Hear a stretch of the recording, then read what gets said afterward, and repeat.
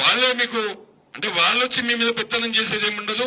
మీ అడ్వైసు వాళ్ళ అడ్వైసు పల్లెలలో ప్రజలకు వెళ్లే బాధ్యత తీసుకునే కార్యక్రమాన్ని పెట్టుకుందాం. ఇప్పుడు గౌరవనీయులు పెద్దలు హరీష్ అన్నని మాట్లాడవలసిందిగా కోరుతున్నాం. జై తెలంగాణ, జై తెలంగాణ, కేసీఆర్ గారి నాయకత్వం, జై తెలంగాణ. గౌరవనీయులు ప్రతాప్ రెడ్డి గారు, గౌరవనీయులు శాసన మండలి సభ్యులు డాక్టర్ యాదవ్ రెడ్డి గారు, కార్యక్రమంలో పాల్గొంటున్న ముఖ్య నాయకులు మా మున్సిపల్ చైర్మన్లు, ఎంపీపీలు, జెడ్పీటీసీలు, మండల్ పార్టీ ప్రెసిడెంట్లు, కోఆపరేటివ్ చైర్మన్లు, మాజీ సర్పంచ్లు, ఎంపీటీసీలు, మండల్ వైస్ ప్రెసిడెంట్లు, ఇతర సీనియర్ నాయకులు అందరికీ పేరు పేరున నమస్కారం. మిత్రులారా, ఇది కేవలం మన ముఖ్యుల సమావేశమే పెట్టుకున్నాం. అందరి కార్యకర్తలను పిలిస్తే మనకి హాలు చాలదు. సరే, ఎన్నికలు పెడతామని అంటున్నారు. మనం కూడా సమాయత్తం కావాల్సిన అవసరం ఉంది. ఈ మధ్య ఒక సర్వే చేస్తే రాష్ట్రంలో 31 జిల్లా పరిషత్లుంటే దాదాపు 16 నుంచి 18 జిల్లా పరిషత్లు బీఆర్ఎస్ పార్టీ కైవసం చేసుకుంటారు. అంటే అంత మంచి ఫలితాలు కనబడతా ఉన్నాయి సర్వేలో.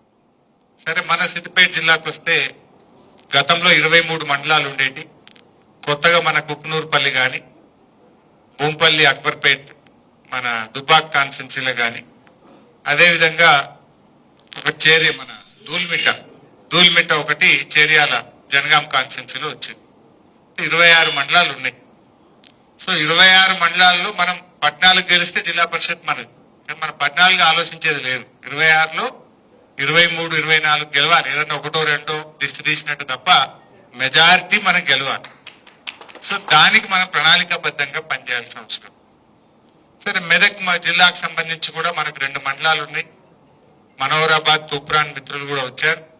మెదక్ జిల్లాలో కూడా మనం 100% జిల్లా పరిషత్ గెలవబోతున్నాం. అక్కడ కూడా తమ్ముళ్ళు అటు మనోహరాబాద్, తూప్రాన్ రూరల్ మండలం గెలుచుకోవడానికి కూడా మనం కృషి చేయాల్సిన అవసరం ఉంది.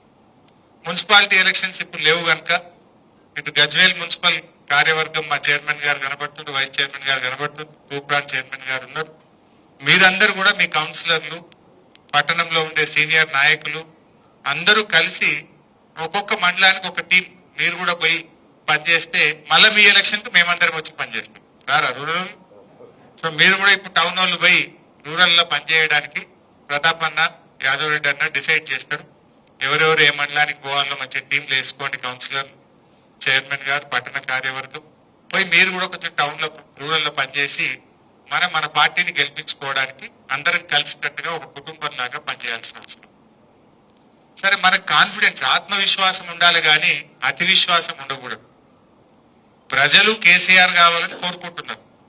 కానీ మనం కూడా ఓటర్ దగ్గరికి పోయి మనం చేసిన పనేంది, రేవంత్ రెడ్డి చేసిన